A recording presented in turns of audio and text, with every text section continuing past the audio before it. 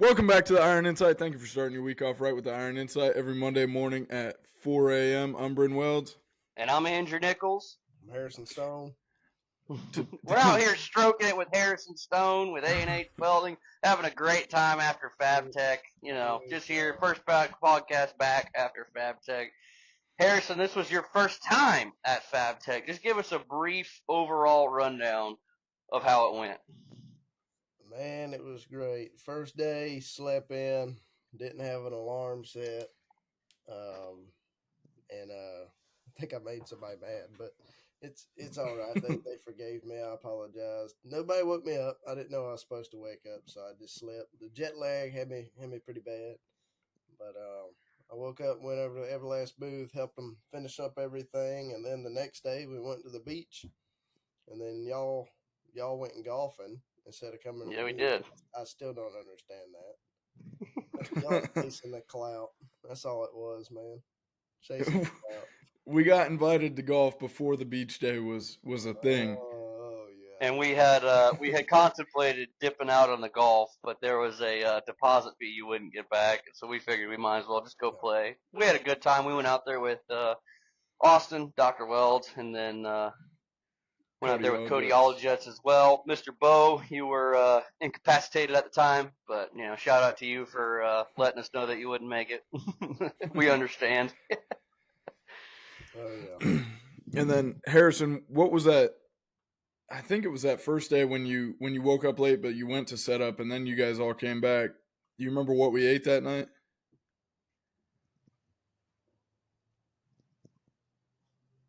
That would be Cracker Barrel. Oh, that night was crazy. Can I get turnips? And then yeah, Ben was making fun of me the entire time at Cracker Barrel, so it was kind of just a back and forth. I'm just glad that his ankles are still here with us today. that night ranged from dissing on Applebee's, tube socks, and trying to find a Cracker Barrel that was open. So that was a good night. That really kicked it off right. Because we had never met before, unless on the podcast. So meeting you in person for the first time, I was like, oh, this guy's kind of cool. And then you told me that, what was that? I ain't drinking no piss poor Coors. I want me a Modelo. And then you proceeded to smack down probably 100 Modelos within the 1 week we were at Fabtech. That week I put down a lot of Modelos. A lot of Modelos. I might be their biggest customer right now. What did you think of the show itself? It was funny story. When I first got there, after I woke up late, I had to call an Uber. That ran me like $30, I think, from our house because we were like 30 minutes. So I finally get there and I tell him to drop me off at the back loading docks because that's where we went the night before to get in there. So he drops me off there. I'm walking around. I don't see anything I've seen. I don't see any weld machines. I don't see anything. And I go up to somebody. I'm like, where's Miller? Where's Lincoln? Where the weld machines at? And they're like, oh, man, you in the wrong building. I was like, are you kidding me? He's like, no, I'm not kidding you. You in the wrong building. So I had to walk through it. I walked that whole thing for probably an hour looking for Everlast. I really did. Like, no joke. So I finally got out of that, walked to the security. The security told me how to get to the bridge. I got lost in the same building again.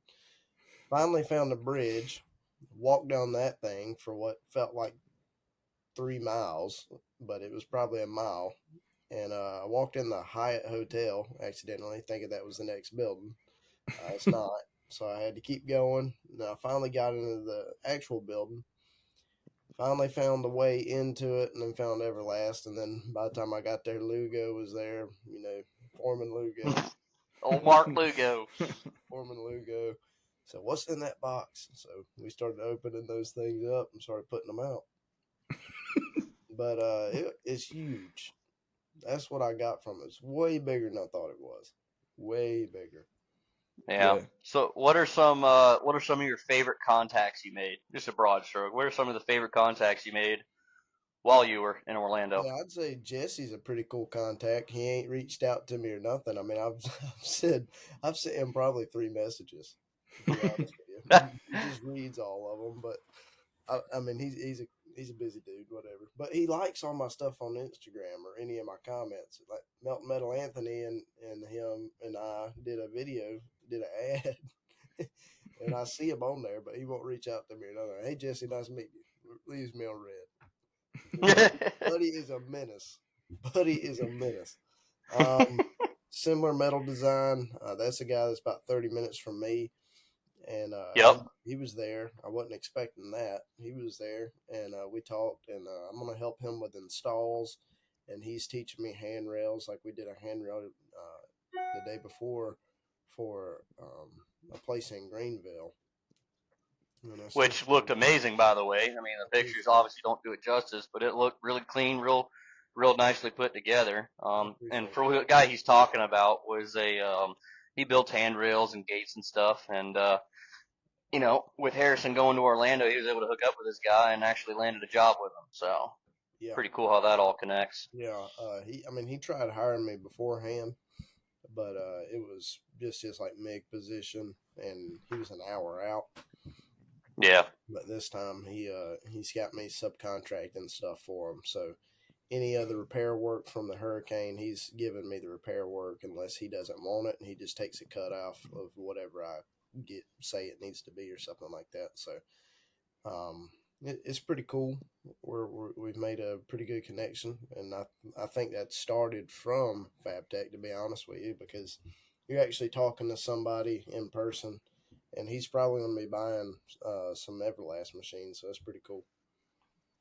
He's already got some, but he's going to be buying more. Absolutely. And while you were at the show, you got to collaborate with some companies like Walter. How did that come about, Walter Abrasives?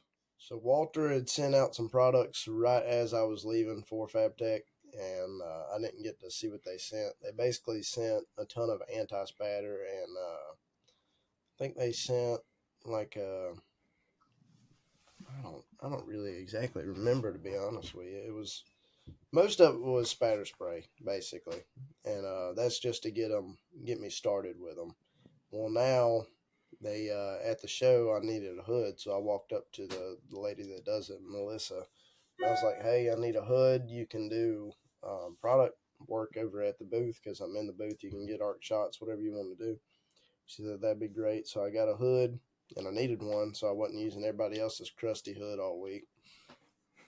That's something I'll do next time. I'll probably bring a hood and more room to pack stuff with me because I don't have room. I have Andrew sending me all my stuff that I got there because my suitcase was already packed so tight it was going to explode. I mean, I didn't pack that much. I just didn't have a big suitcase. Yep. I'm surprised Andrew even had room because that last day on teardown, his van was about to explode the way it was busting at the seams, dude. Them doors were barely shutting. So we were helping Everlast break down their booth, helping Jesse McCollum and Mark Lugo, Lieutenant Lugo, helping them break down all their stuff. And the thing with these welding carts is it's not worth it for them to break them back down, box them back up, and ship them back. It's not financially worth it. So, well, Jesse looked at me. He said, "You can take as many as you want if you want them. If not, they're going to the trash." I said, "Well, shit." And Brendan's like, "Can you bring one up to me when you come up to Nebraska next time?" I was like, "Well, sure." So out in the parking lot, we just shoved these 4 carts, for lack of better words, inside this minivan, and it was kind of great. Got some free carts and a free welding table out of it. At the same time you were doing that, we were doing the same thing in the back of a Ford Ranger. That was even more impressive. 2 welding booths and 6 carts, 8 carts, something like that? Yeah, 6 probably. It was unbelievable. I mean, we were playing. It was crazy. In the back of a Ford Ranger. I mean, he probably had a $4,000 haul because, I mean, Jesse said those booths were like $2,500 if you were to buy them for the last.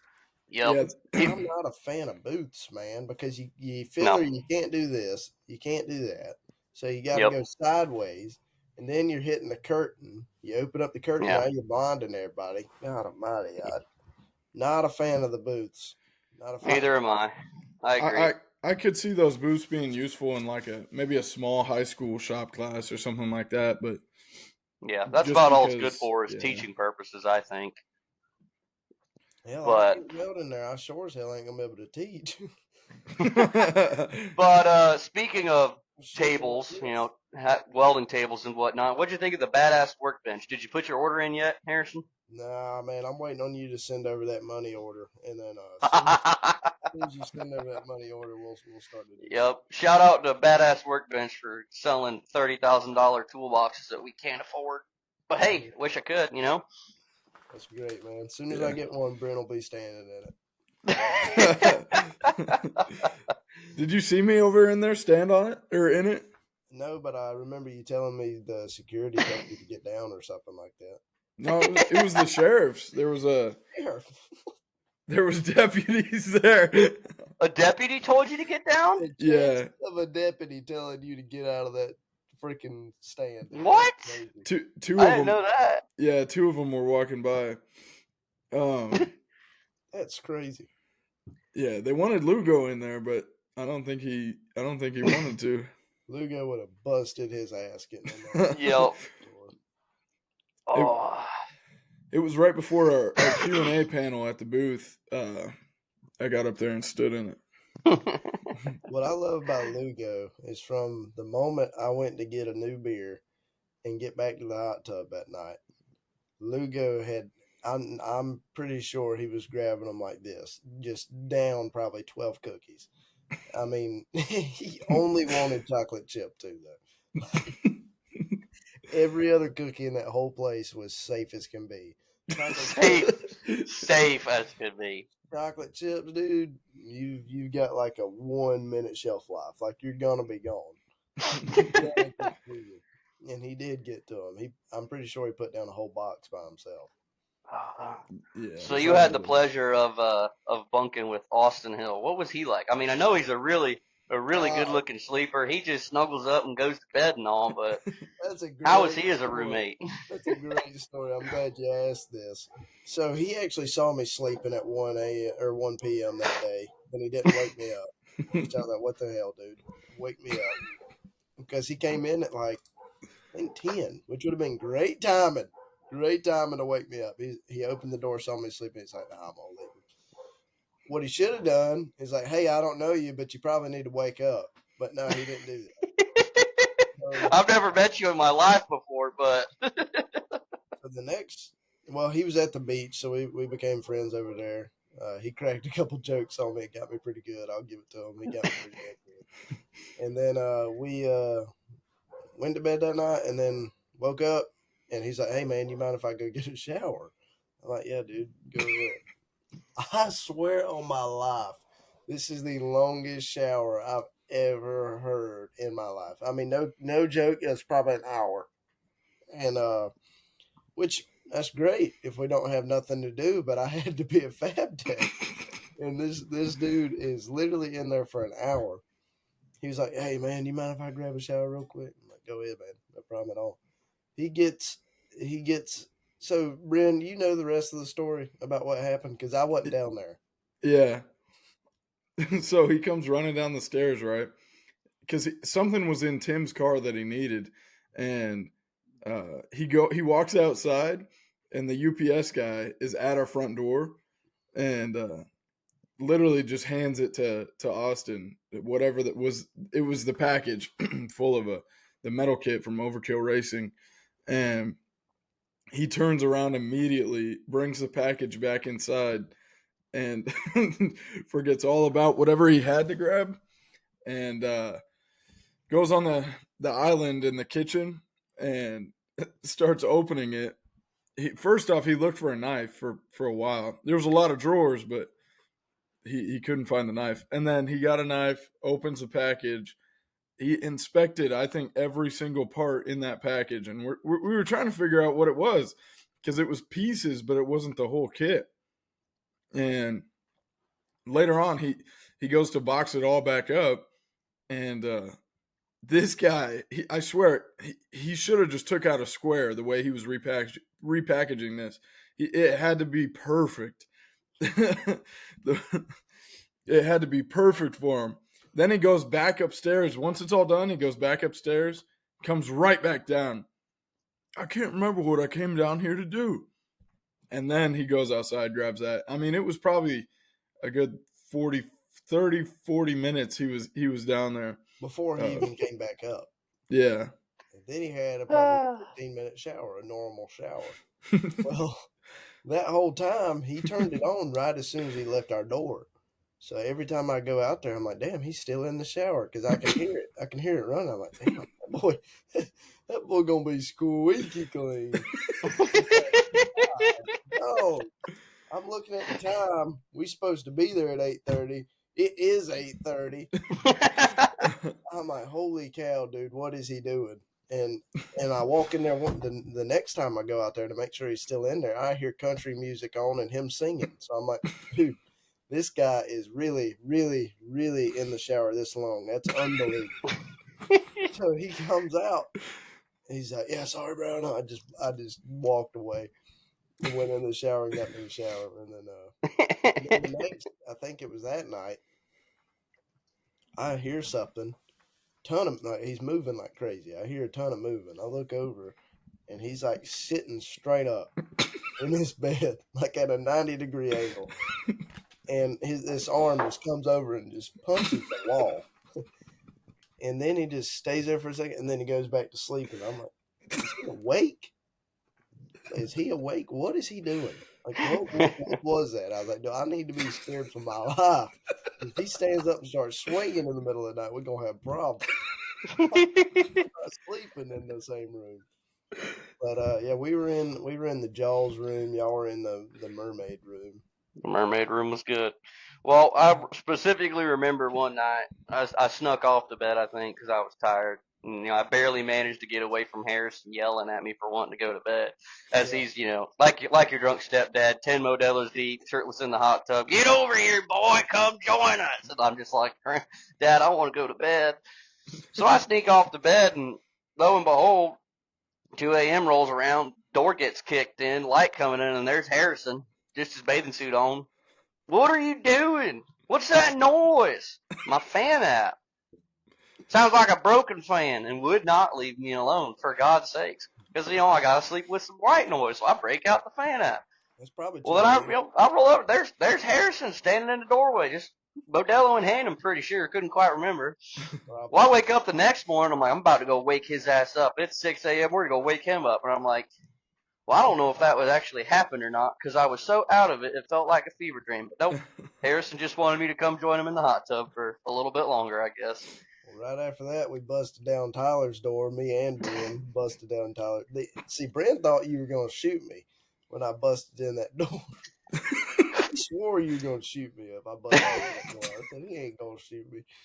And I busted on in there, and then we busted in Tyler. Tyler had a gun, too, so I was just spooking all the guests that we had. And then busted in the room, my room, woke Austin up. I can't remember what he was doing. What did he say, Bryn? He was changing to go to bed. Oh, yeah. Butt booty ass naked. Those Modelos get you acting funny. I'll tell you that much. No, that was before he kicked down your door. He had to recruit Austin to join the expedition. He just said, didn't you just say, come on? That's like all you said to it. No context, no nothing. Just, come on. I'm pretty sure it was something like that, yeah. But he did join us. And then, yeah, when we went into Tyler's room, Harrison goes, he's like, I don't even remember what you said. I don't remember, but then you told me. But apparently, I was like, damn, I'm in the presidential office. And then, and I was like, that show Undercover Boss? And they try to hide who's the boss. I was like, this is him. This is it right here. Big old room, one bed. Massive room by himself. That's got to be the president right there. That'll do it. So, yeah. Good times at the old Fabtech. Yeah. No doubt about it. I loved it. And then all nights that we were there, I think we got in trouble just about every night for allegedly being too loud, being too obnoxious in the neighborhood. And sorry, Miss Stacia, sorry, Mr. Eric, for being obnoxious. But and then the last night we got the cops called on us. That was good. Yeah, old Harrison Old Harrison was real concerned. He looked like he was about to jump straight out of that pool and go out the screen door. He was gone. No, I I think he's did got not either. I didn't care. That ain't my first run in with the law. No, Harrison goes, like, I'm looking at Harrison, and there's the mesh and then like pitch black behind it, covering the pool. And I'm looking right at Harrison, and he goes, "There's a sheriff behind me," and I'm like, I'm looking, and I see nothing because it just looks like pitch black to me. And then the deputy like puts her flashlight on and like puts it on her face, so I see her like if she's about to tell a fucking spooky campfire story. And I was like, oh, yep, that's definitely a sheriff deputy. No habla inglés.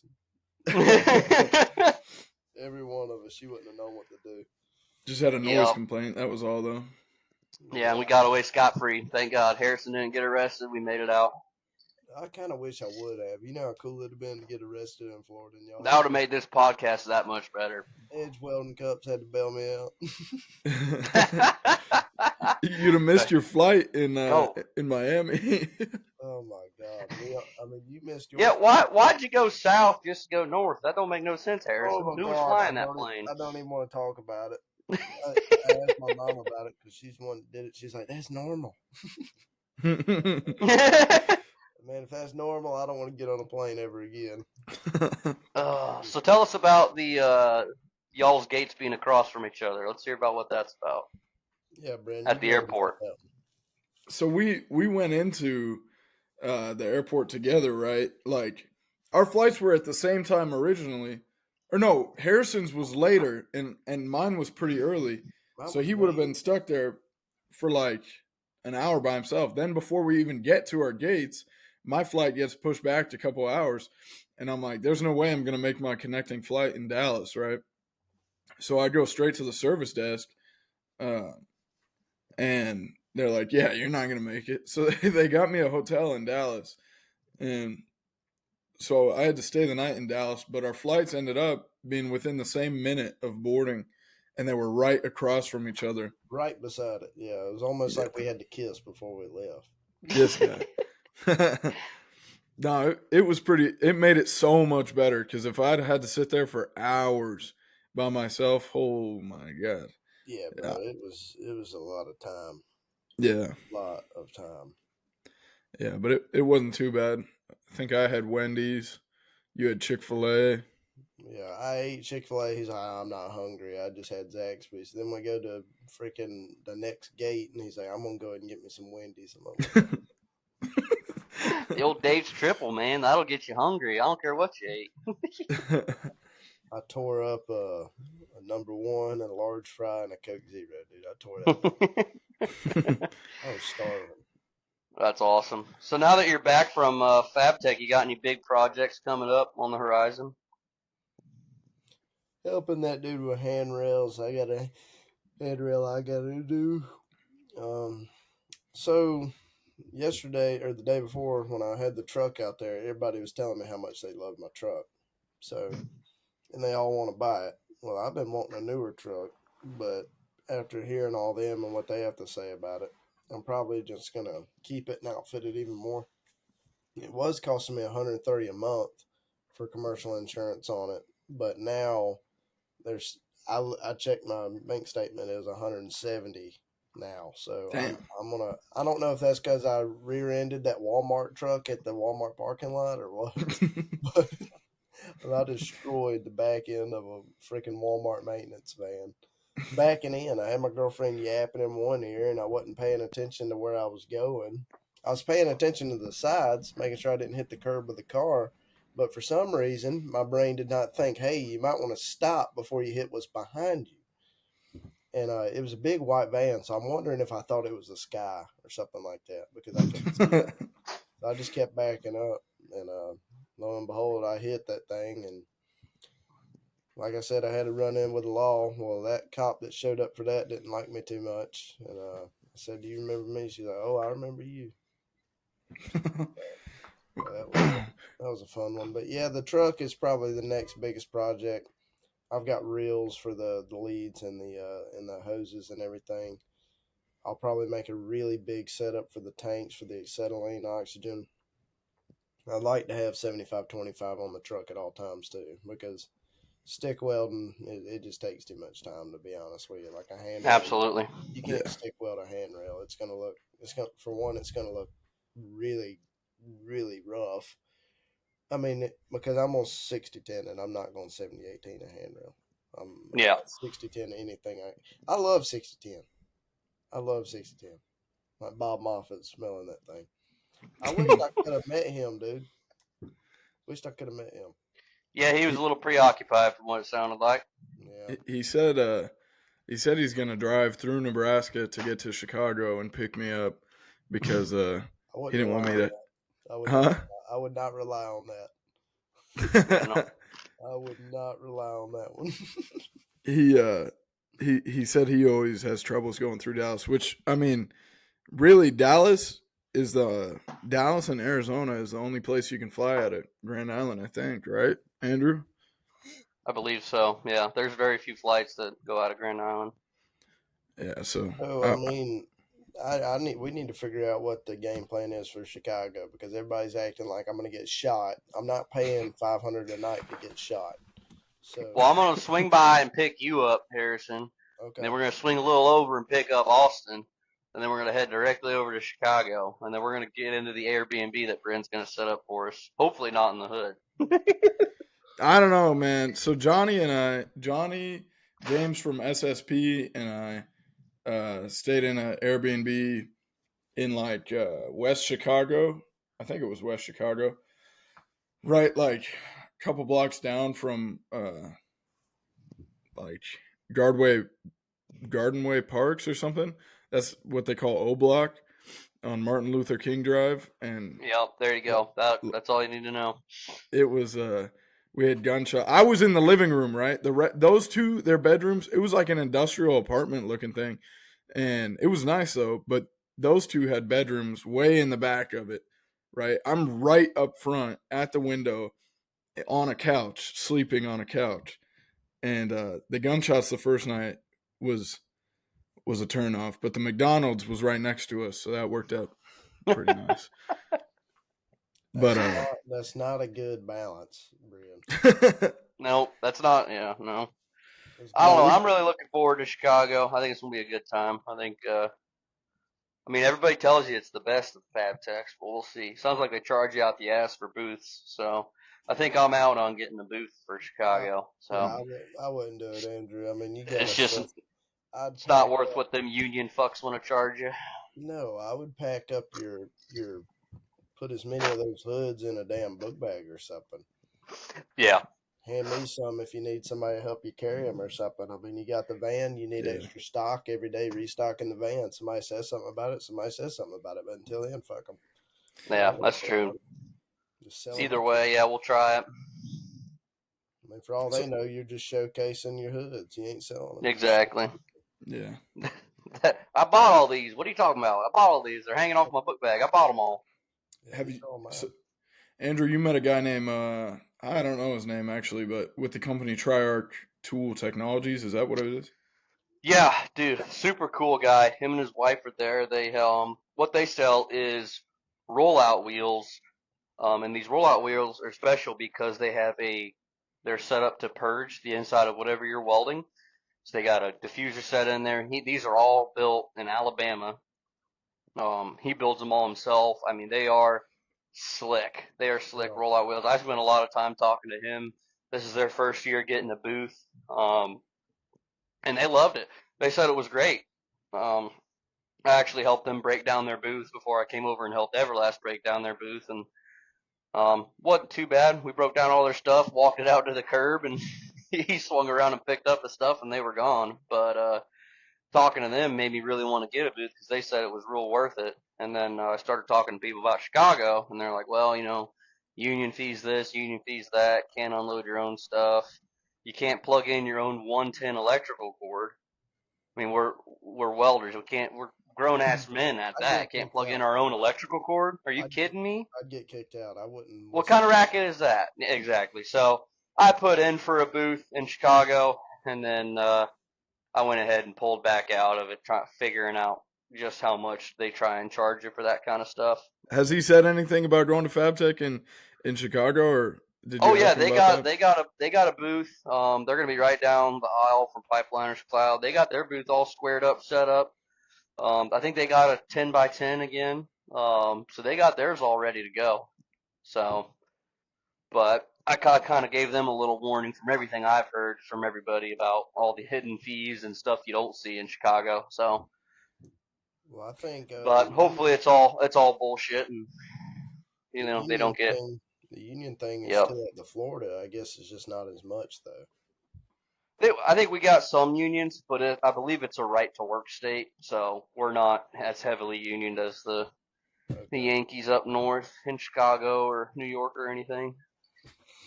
Yeah, man. We actually believe in working hard, for a living instead of just being union and that being our entire identity. So what's the game plan with the Airbnb? We go for something as cheap as we can get, and we just pack as many of us in there as we can. Because I'll sleep on an air mattress. I don't care. Anything. No, I don't. I mean, so in Chicago, most of the Airbnbs are apartments, regardless, like an apartment Airbnb. I think we could probably find a decent one with as many people as we're gonna have. Like, who is it? Me, you, Andrew, Austin, Johnny, Ryan. Is that 6? So, unless anybody brings like their spouse or anything, then it'll be even cheaper. Yeah. Or more expensive, I guess, for somebody. Depends who's paying for it. But well, if you want to bring your spouse, they got to pay too. I'd like a room, but if it saves me hundreds of dollars, I'll sleep on the floor. Yep. I don't have to. I camp in the back of my 4Runner all the time. I don't care about sleep. Yeah, it must be pretty cheap because, like I said, when I was with Johnny and James in Chicago in their Airbnb, I hit them up last minute because Andrew wasn't going, so I didn't know where I was going to stay because I couldn't get a hotel. And Johnny was like, "Yeah, Airbnb owner said give him an extra $50 and you can sleep on the couch." Wow. So it was $50 for me to stay there for the whole week last year. Dude, sign me up. Yeah, no kidding. I think if we got enough people, though, we should be able to get a decent little get up for Chicago. Yeah. I hope that'd be good. Andrew, what do you think you would drive? Oh, I'm driving the minivan for sure. Are you kidding me? Minivan for sure. Man, it's still gonna be. That traffic there was crazy last year, especially right at the show. Well, you want me to bring the Tundra up so we can go hop in curves and get around real easy? Because I can do that. No, I don't know. Worst comes to worst, if we're like near any of them like scooters you can rent and stuff. We could just do that. Last That's thing true. I want to see is me with Modelo's on a scooter. Come on. Yeah, I don't know if I'll drive for sure yet or not. I mean, depends on what the plane tickets are and how much we got to drive. Because if we get an Airbnb close to it, I mean, I guess we don't close to the convention center. I guess I don't need to drive, but I'd almost prefer to have a vehicle there at the very least. I'd suggest the vehicle because literally every Uber there was like. I agree. So in Chicago, it's actually pretty cheap. It's not bad for an Uber, but the parking is crazy expensive there. And we couldn't even get to the Hard Rock without parking for like $25 for those couple hours. I mean, Andrew, you saw it in Atlanta when you drove. Oh yeah, I mean it's going to be about $15-$20 no matter where you want to park. But if you got a van full of 5 people to split it, it's not terrible. I'd almost rather have that than Uber. But I'd much rather pay you the $20 than to pay an Uber. Anything. Then at least I know we can leave whenever the heck we want, and we have a vehicle to get out of there. Yeah, that's true. I like that. I mean, of course, I'll chip in on the gas too, as long as it's not outrageous. Yeah. Plus, if you think it's going to be crazy, then of course we need to fly. But I much rather. I mean, I think the trip in a minivan. It's not like I have a boss man tell me where to be. So I mean, yeah, I'm fine with the minivan. Yeah, I'm only 9 hours away from Chicago, so I'll probably drive that. Or I don't know, actually. I'm 80 Bob. in Florida. I should have drove. Huh. That was living Yeah, hell. you should have. I'm surprised you didn't. I How, definitely should have drove. how was it when you got to Miami? Because you said in Orlando it would have taken you a while to get through there, but since that was your connecting, you didn't have to through security and all that again, right? No, yeah. Miami was horrible. It, I don't know. Maybe it was the nighttime thing or what, but it was just mayhem in there. It, so no, I wasn't in a normal terminal. I had to go to literally the furthest terminal of the entire airport. Like, it took me forever to get to it. And then it's like this little walk down thing. You go down some stairs and you're on the level with the bottom, so the smaller jets. And the small jet is the one that took me all the way home. So I mean, that's the biggest flight I've been on, and that's the one that took me home. So, and then I finally get back home to Greenville's airport, and I'm like, dude, we have got the smallest airport I've ever seen. Like, this thing is small. It's just like little terminals on top, and that's it. Like, it's super small. Those are the best, man. Easy to get through as long as they're going where you need it to. I wished every airport was laid out like that thing. Yeah. It'd be so much better. So much better. Dallas's airport isn't bad to get from terminal to terminal. Like, the signs are pretty clear, and you're on a train that's elevated and goes into a big oval. So it's not bad in that way, but like I can never count on my flights. If I have to get to a connecting flight in 20 minutes, then I'm worried I'm gonna make it in Dallas. Yeah. But Nah, I'm not a fan of the airport. I like the flying. The flying part's really fun. I wanted to be a pilot when I was a kid, and I've flown a couple small planes and stuff, but the actually getting to the plane is horrible. I'm not a fan of that. Yeah, no shit. yeah. And what do you think like shocked you the most at Fabtech? What was the most impressive piece of equipment or person you met? I really wanted to run the laser welder at Everlast, but we didn't have permission to run that thing. I Yep. really wanted to run that, and I didn't. I should have went to one of those other booths that had one just to say I ran one, but I didn't. Andrew and I did it. It was worth running. It was sweet. Yeah, it was cool, but like in a practical situation, it'd be hard to run around like any pipe to plate because it's got to be in constant contact and it has to be a perfect fit up. They told us like if there's a gap, then don't even try. Yeah, but And if you have a then, decent fit up or it's just T joints, it's a great process. So when I was doing that handrail in Greenville, the dude that was teaching me everything, he cut some pieces up and we were just sticking it together. And he's like, "Man, I'm sorry, I can weld this gap if you need me to." I'm like, "Man, just give me the thing. Just a half-inch gap like it's nothing with MIG." I mean, MIG's super easy. TIG, Yep. we can do it. It's pretty hard. Stick's almost impossible. It sucks with stick, no doubt. It's almost impossible with stick. I mean, you're going to be sitting there for a while before a You 6010 builds it up. You run a prime weld out there, right? Yeah, I ran a prime weld. Don't tell Oleg, but yeah, I ran a prime weld. Oleg's, did you see that post I did and Oleg slid up with one of these? Yeah.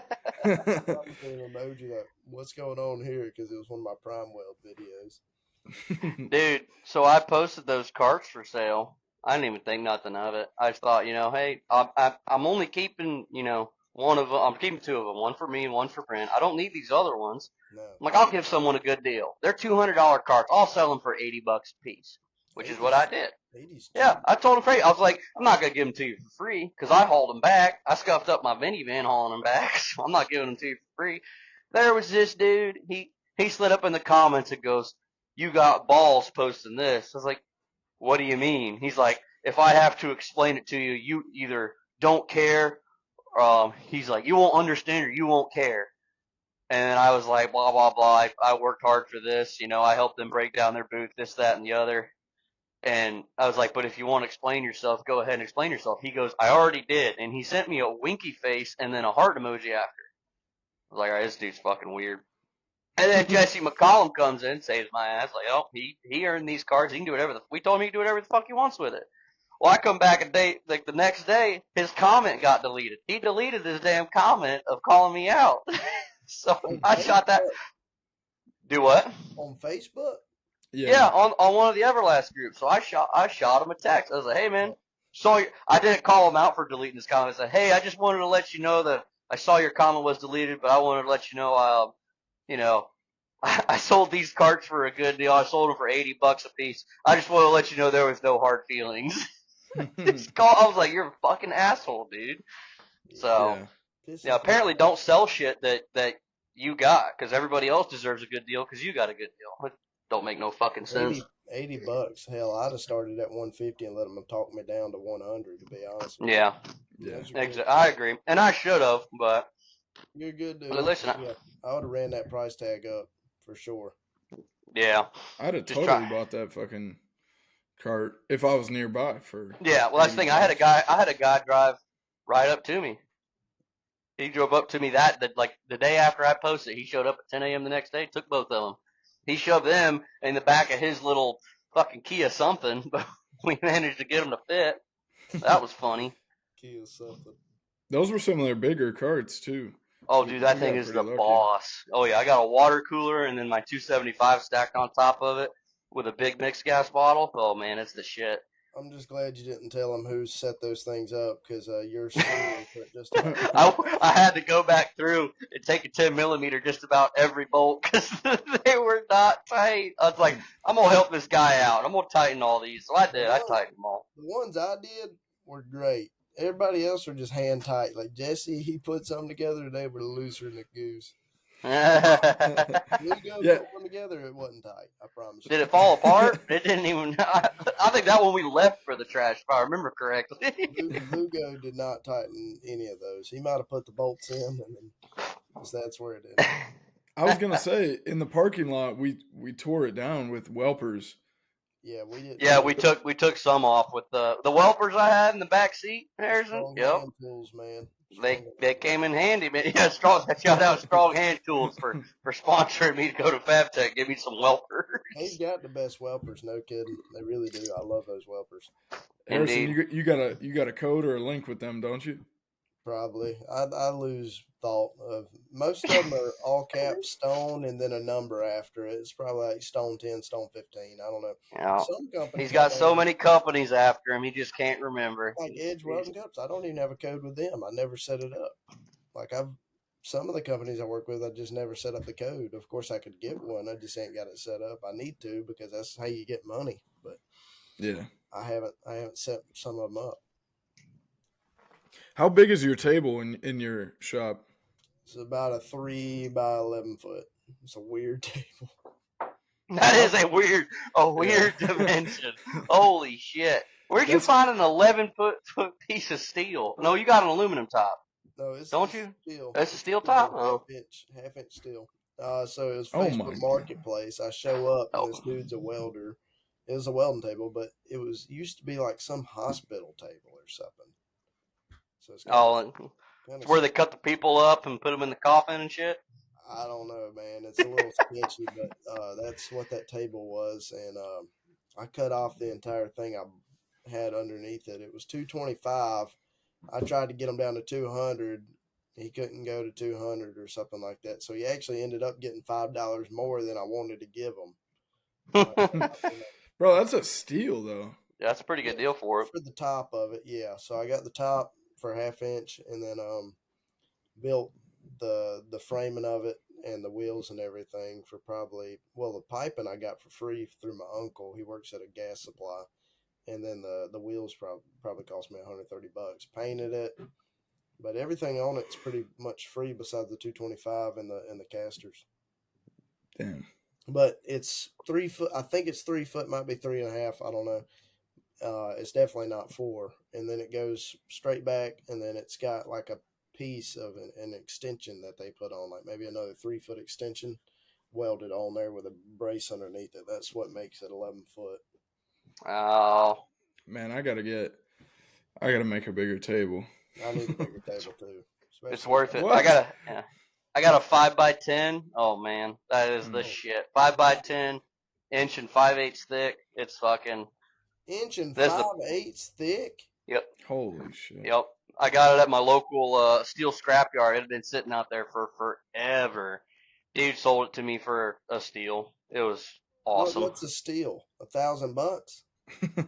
He charged. Yeah, it was about that because he charged me scrap price, which was like about 30 cents a pound, and I think it was close to 2,800 pounds or something. Inch and 5/8 top. Oh yeah.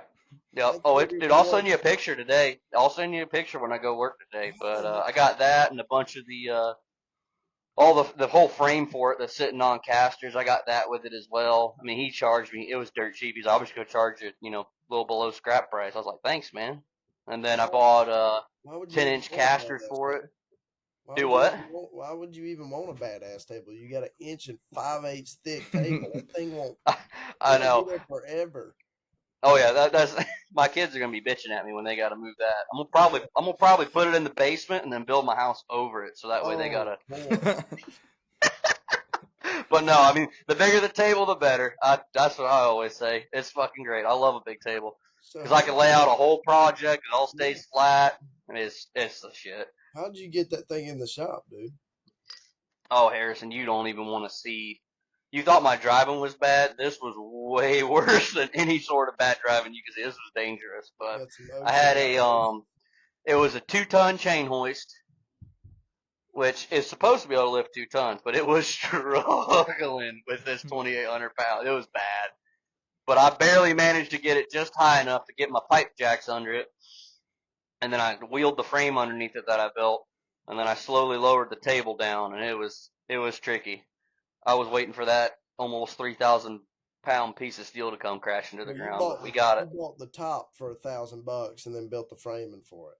Oh no, I got the top and the frame for right around $1,000. So you just had to put wheels on it. Basically, well, yeah, because I built the frame. I'll send you a whole video of it. It's heavy ass shit. Oh my gosh. So I got all the steel at scrap price, and then the casters. They're like, I think they're 10-inch casters. They were used on a some sort of platform that the Air Force uses on the runways and stuff. So some absolutely massive casters. I bought them for like $100 for 4 of them from this guy. He buys surplus shit. So I slapped those on it. I mean, it's a Mac Daddy table. So that thing's not gonna budge, dude. Yep. So good shit. I'd like to get a new Everlast MIG welder with a remote wire feeder to hang on a gantry above the table because the table's so damn big.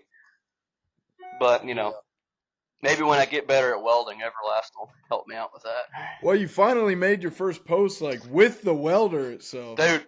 Because you said that in the group chat. He's like, dude, you need to post this. I'm like, what are you talking about? I was like, it's a simple ass weld. I was like, all right, fine. Bryn said to post it. I'll post it.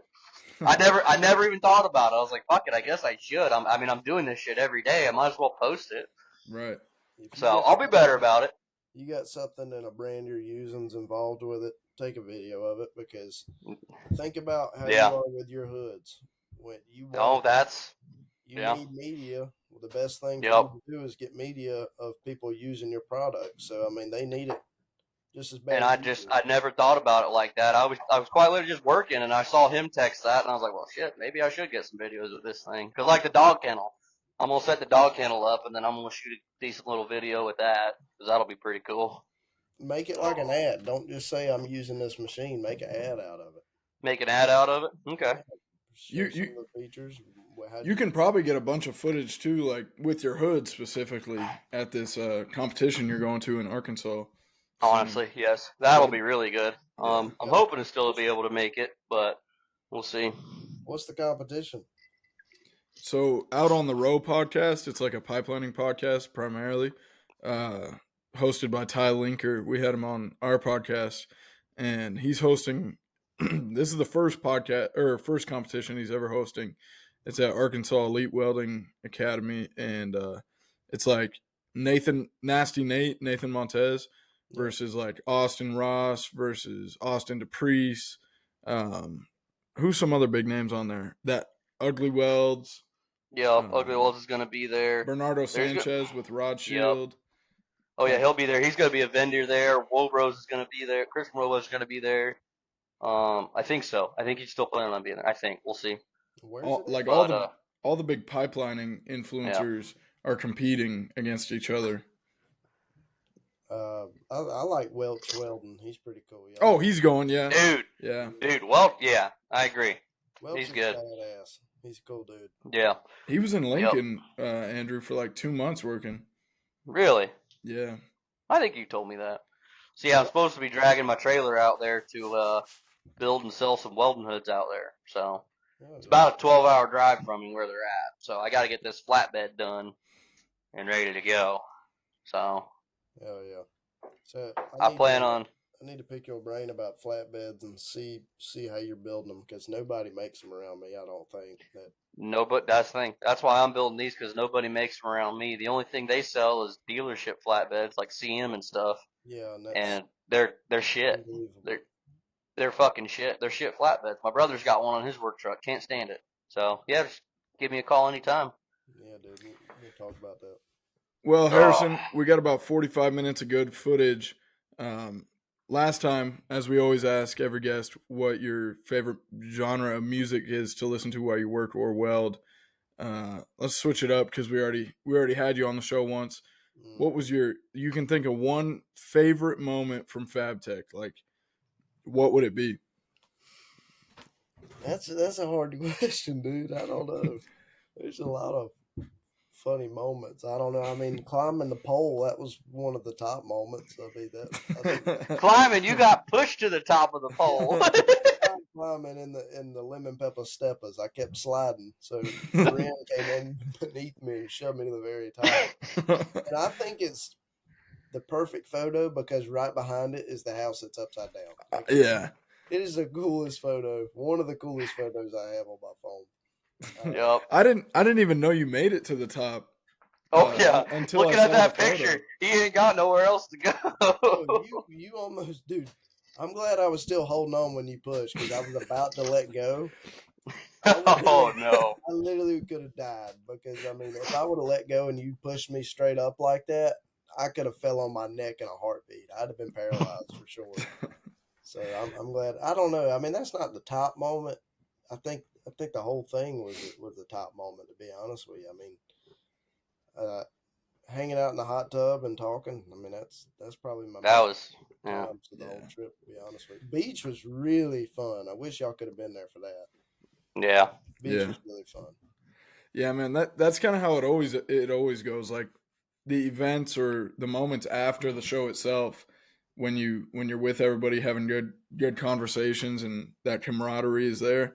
That's kind of always how it goes, and always ends up being the moments you remember the most. Oh yeah.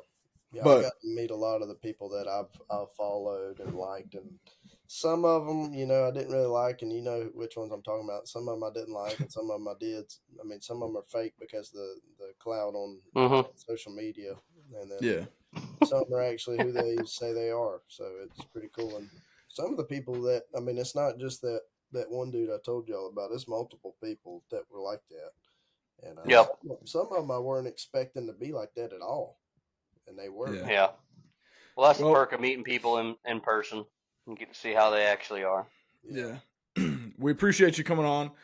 Maybe we'll do it again next year after the show in Chicago, and see how low your expectations drop compared to Orlando and Chicago. But I'm alive after that trip. I mean, y'all have told me a couple stories about it.